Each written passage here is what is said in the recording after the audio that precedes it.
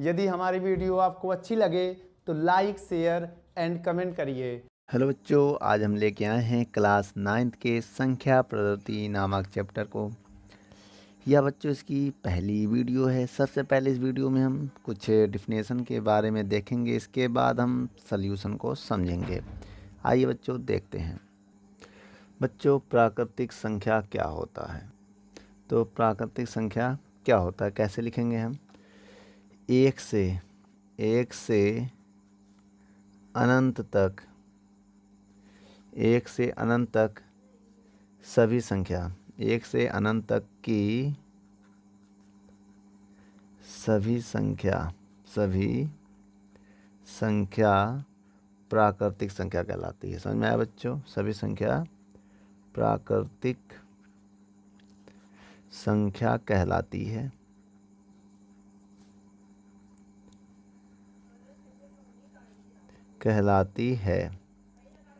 उसके बाद उदाहरण देखिए, ठीक है। और बच्चों इस संख्या को हम लोग n से लिखते हैं, n से प्रदर्शित भी करते हैं, याद रखिएगा। कहलाती इसे n से प्रदर्शित करते हैं। इस संख्या को आप लोग n से लिखते हैं। अब एग्जाम्पल की बात करें तो n बराबर क्या क्या आएगा बच्चों, बहुत ध्यान से देखिए। 1 2 3 4 5 6 डॉट डॉट डॉट अनंत तक ऐसे ही आता रहेगा, ठीक है, इन्फिनिटिव तक। ये पहली हेडिंग है हमारी। अब दूसरी जो हेडिंग है वो है बच्चों, जिसे हम लोग बोलते हैं पूर्ण संख्या। क्या बोलते हैं? पूर्ण संख्या। इसे बच्चों हम लोग इंग्लिश में लिखते हैं होल नंबर। ठीक है। आइए बच्चों इसकी डिफिनेशन देखते हैं। इसकी डिफिनेशन क्या है, कैसे लिखेंगे? इसमें लिखेंगे जीरो से अनंत तक की सभी संख्या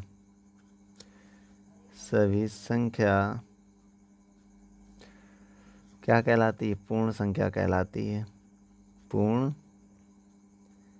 संख्या कहलाती है। ठीक बच्चों, चलिए ये इसकी डिफिनेशन हो गई, ये पूर्ण संख्या की डिफिनेशन हो गई। इसे हम लोग W से लिखते हैं, ठीक है। यहाँ ब्रैकेट में आप W भी लिख सकते हैं। इसे हम लोग W से लिखते हैं। आइए उदाहरण समझते हैं। W, इसके एग्जांपल जीरो से काउंटिंग करना। 0 1 2 3 4 5 6 डॉट डॉट डॉट अनंत तक। अनंत आप बना सकते हो, ऊपर भी अनंत बना सकते हो अगर बनाना चाहो, क्योंकि अनंत तक होती है, कोई फ़र्क नहीं पड़ेगा इसमें। इसके बाद जो हमारा तीसरी हेडिंग है वो क्या है? इसके बाद जो तीसरी हेडिंग है वो पूर्णांक क्या होता है बेटा? पूर्णांक क्या होता है? इसे हम लोग इंग्लिश में इंटीजर बोलते हैं, ठीक है।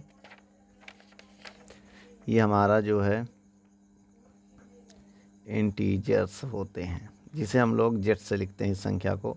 आइए बच्चों इसकी डिफिनेशन देखते हैं, ठीक है। इसकी डिफिनेशन क्या कह रही है? तो इसकी डिफिनेशन होगी, देखिए, सभी जो पूर्ण नेचुरल नंबर होता है, सभी प्राकृतिक संख्या के धनात्मक और जीरो और ऋणात्मक को मिलाने पर जो संख्या प्राप्त होता है उसे हम पूर्णांक कहते हैं। तो क्या लिखेंगे कि सभी धनात्मक और ऋणात्मक प्राकृतिक संख्या जीरो के साथ मिलकर जो नंबर बनाती उन्हें हम सभी प्राकृतिक संख्या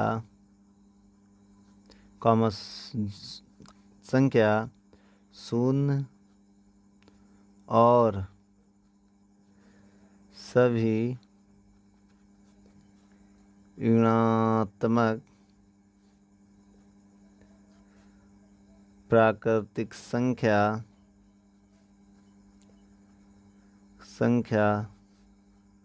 मिलकर पूर्णांक बनाती हैं, पूर्णांक कहलाती हैं, ऐसे भी लिख सकते हैं, कहलाती हैं, ठीक है। इसे जेड से लिखते हैं। आइए एग्जांपल समझते हैं। जेड क्या आएगा? जैसे हम एग्जांपल हम आपको बता दें, अनंत से हो के -4 -3 -2 -1 0 +1 +2 +3 +4 डॉट डॉट डॉट ऐसे ही इन्फिनिटी तक आता रहेगा। तो ये जो हमारी संख्या हो गई बच्चों, ये पूर्णांक हो गई। आप इसे नोट कर लो, फिर हम आगे देखते हैं।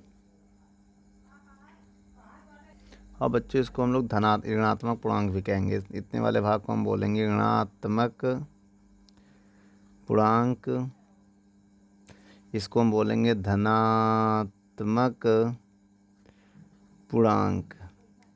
ठीक बच्चों, इतने संख्या को हम लोग बोलेंगे धनात्मक पूर्णांक और बाकी इतने संख्या को हम लोग बोलेंगे ऋणात्मक पूर्णांक। ठीक है,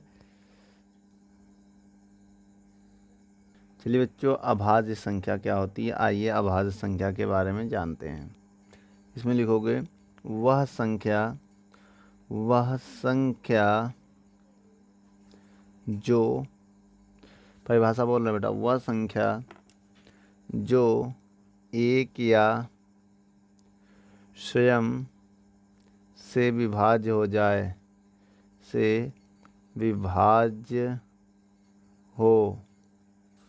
उसे अभाज्य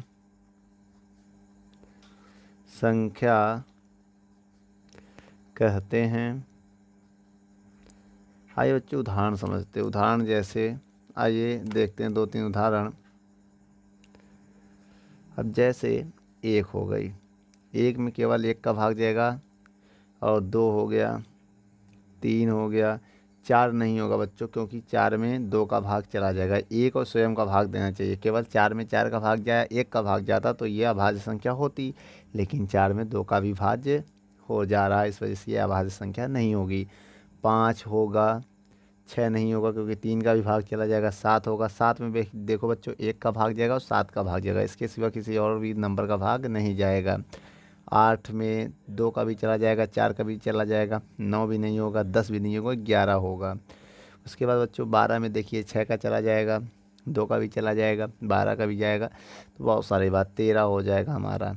ऐसे ही फिर 15 नहीं होगा, 16 भी नहीं होगा, क्योंकि 15 में 5 का भी भाग जा रहा है, 3 का भी भाज्य हो रहा है, तो 16 भी नहीं होगा, 8 का भी हो रहा है, 4 का भी हो रहा है, 2 का भी हो रहा है, 17 हो जाएगा। ठीक है, उसके बाद 19 हो जाएगा, फिर 20 नहीं होगा, 21 नहीं होगा, 22 नहीं होगा, फिर 23 होगा, ऐसे ही आता रहेगा। ये हो गई अभाज्य संख्या। ठीक है बच्चों, इसके बाद हम नेक्स्ट हेडिंग देख रहे हैं। जो हमारी अगली हेडिंग है वो है भाज्य संख्या। भाज्य संख्या, चलिए बच्चों इसकी डिफिनेशन लिखते हैं। इसमें क्या कह रहा है, वह संख्या जो एक या स्वयं के अलावा अन्य संख्या से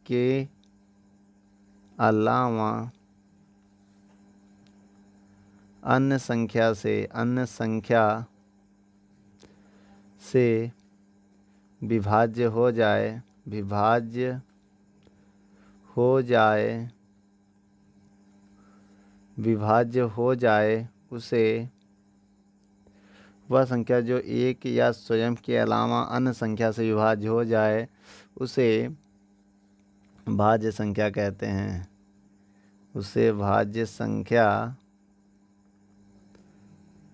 कहते हैं।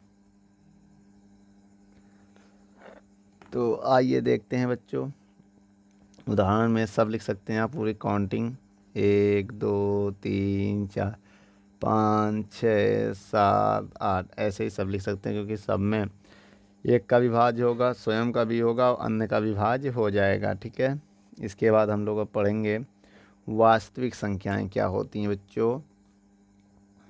6 नंबर हेडिंग जो हमारी है वह वास्तविक संख्या। तो बच्चों आज हम आपको बता दें वास्तविक संख्याएं क्या होती हैं। तो इसमें आप लोग लिखेंगे वह संख्या, ऐसे लिखेंगे, सभी संख्या का संग्रह ना, सभी संख्या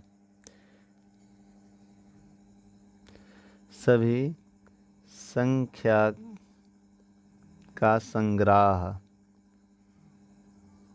या मिलान, सभी संख्या का संग्रह या समूह, समूह भी लिख सकते हैं इसमें, सभी संख्याओं का समूह क्या कहलाती है? वास्तविक संख्या कहलाती है। वास्तविक संख्या कहलाती है।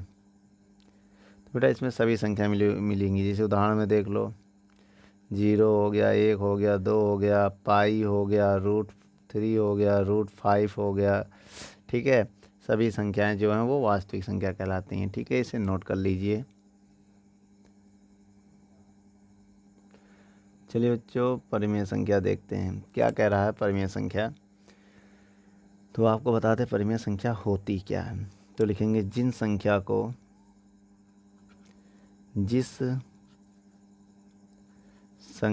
को P/Q के रूप में लिख सकते हैं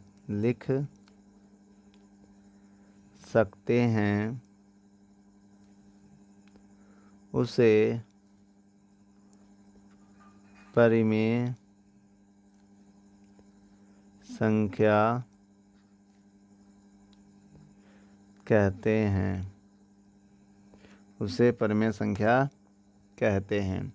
तो उदाहरण देखिए बच्चों, जैसे जिन संख्या को P/Q के रूप में लिख सकते हैं उन्हें परिमेय संख्या कहते हैं।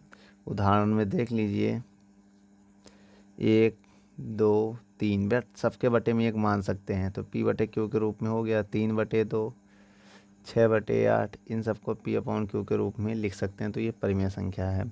आइए बच्चों, इसके बाद हम लोग अपरिमेय संख्या देखते हैं। 8वीं हेडिंग, अपरिमेय संख्या। अपरिमेय संख्या क्या होती है? ठीक है बच्चों, इसमें लिख सकते हैं हम जिन संख्याओं को या जिस संख्या को P/Q के रूप में नहीं लिख सकते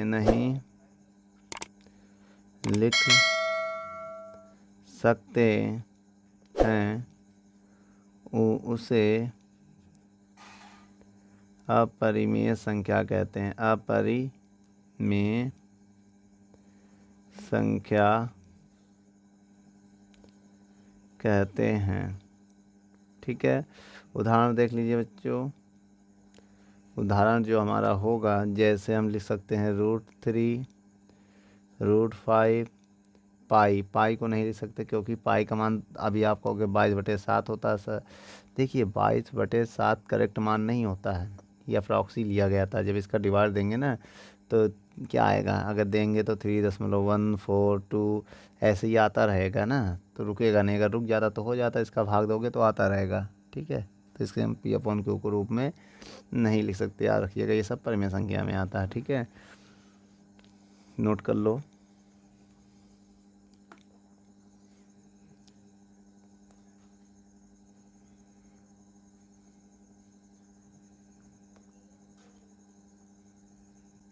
चलिए बच्चों, शांत संख्याएं क्या होती है आइए जानते हैं।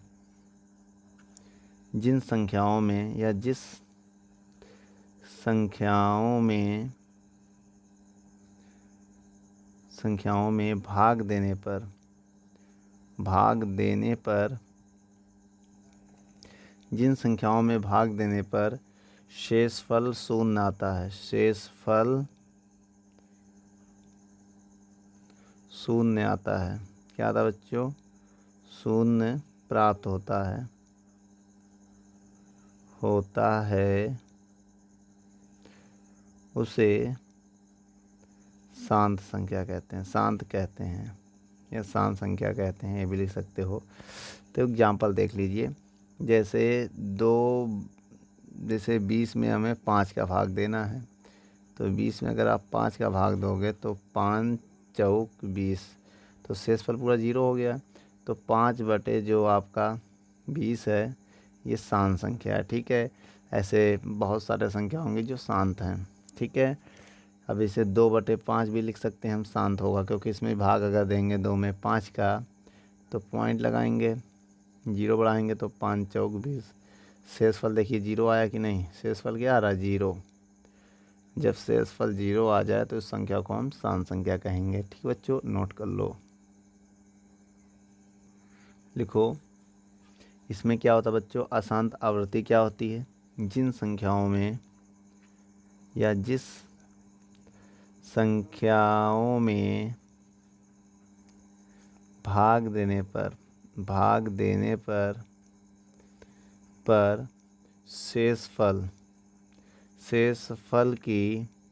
शेषफल की पुनरावृत्ति हो उसे अशांत आवृत्ति कहते हैं। जैसे बच्चों एग्जाम्पल देख लीजिए। एग्जाम्पल हम आपको बताएं कि कोई ऐसी संख्या उठाओ, जैसे हमने 10 में 3 का 10/3 अगर इसमें भाग दें तो देखिए रिपीट करेगा संख्या, 3 तिरिका 9, तो 1 आया हासिल, फिर पॉइंट बढ़ाया, फिर 0 बढ़ाया, 3 तिरिका 9, फिर 1 आया। देखिए बेटा शेषफल बार बार 1 आ रहा ना, शेषफल कितना है 1 आया, तो मान लो फिर 0 बढ़ा दे, फिर 3 तिरिका 9, फिर शेषफल देखो 1 आ रहा है, तो शेषफल 1 आता रहेगा, तो ये रिपीट होता रहेगा ऐसे इन्फिनिटी तक, ठीक है। तो इस संख्या को हम लिख सकते हैं 3.3, जो रिपीट कर रहा है उस पर हम बार लगा देंगे, तो हम ऐसे भी लिख सकते हैं। तो इसको बोलते हैं अशांत अनावर्ती, ठीक है बच्चों, नोट कर लो इसे।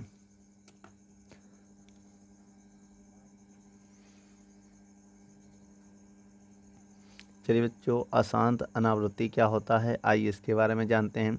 तो इसमें आप लिखेंगे जिन संख्याओं में भाग देने पर शेषफल की पुनरावृत्ति ना हो, तो ये क्या लिखेंगे, जिस संख्याओं में भाग देने पर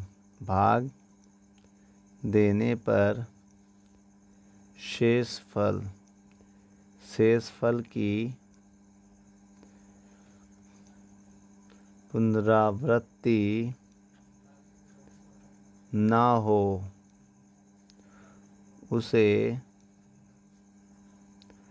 अशांत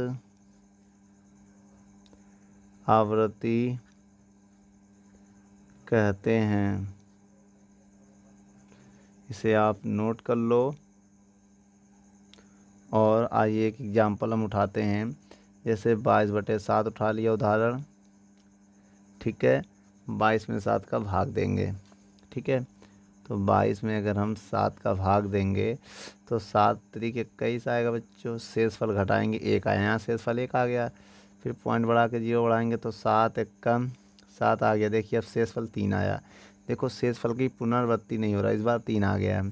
अब हम क्या करेंगे, फिर एक 0 बढ़ाएंगे, फिर इसका डिवाइड देंगे तो लगभग 4 बार में जाएगा, तो 7 चौक 28 हो जाएगा, ठीक है बच्चों। अब इसमें अगर इसको घटाएंगे तो कितना आएगा 2।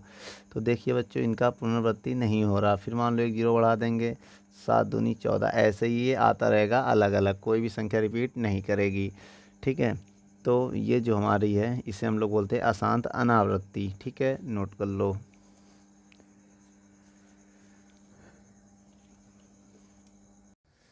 दोस्तों यदि हमारी वीडियो आपको अच्छी लगे तो लाइक शेयर एंड कमेंट करिए।